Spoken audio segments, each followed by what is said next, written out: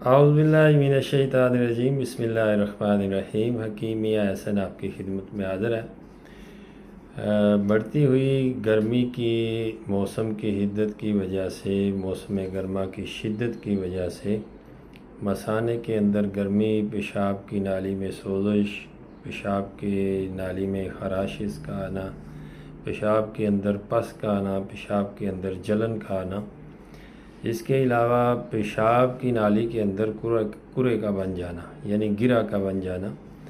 تو اس کے لیے یہ عام مسائل جو ہے گرمیوں میں عام طور پہ خواتین و حضرات میں پائے جاتے ہیں۔ تو بہترین چیز یہ ہے کہ آپ شربت بدوری کا استعمال کریں، کسی بھی کمپنی کا آپ کو بازار سے، پنسار سٹور سے مل جائے گا۔ اس کے علاوہ میں ایک نسخہ آپ کے ساتھ شیئر کرتا ہوں۔ وہ بندے جن کو سوزاک کا مسئلہ ہو، حتیٰ کہ پرانے سے پرانا سوزاک ہو، پیشاب کے اندر پس ہو یا منی کے اندر پس کا مسئلہ ہو، پس سیل کی کوانٹٹی بڑھ گئی ہو، تو اس کے لیے بڑا بہترین ہے۔ قلبی شورا 10 تولہ آپ نے لے کے کڑھائی کے اندر ڈالنا ہے اور اس کو گرم کرنا ہے۔ گرم کریں گے، قلبی شورا پگھل جائے گا۔ اس کے بعد آپ نے پگھلنے کے بعد آپ نے گندھک آملہ سار 3 تولہ گندھک آملہ سار 5 ماشا کر کے آپ نے چٹکی دینی ہے۔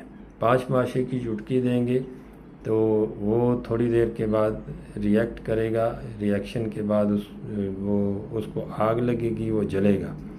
وہ جب جل جائے تو اس کے بعد 5 ماشے کی چٹکی اور دیں۔ تو اسی طرح 3 تولہ جو ہے گندھک آملہ سار اس کے اندر آپ نے جلانی ہے۔ جب یہ جل جائے گی تو آگ کو آپ نے بند کر دینا ہے۔ بند کرنے کے بعد ٹھنڈا ہو جائے گا، اس کو کھل کر لینا ہے۔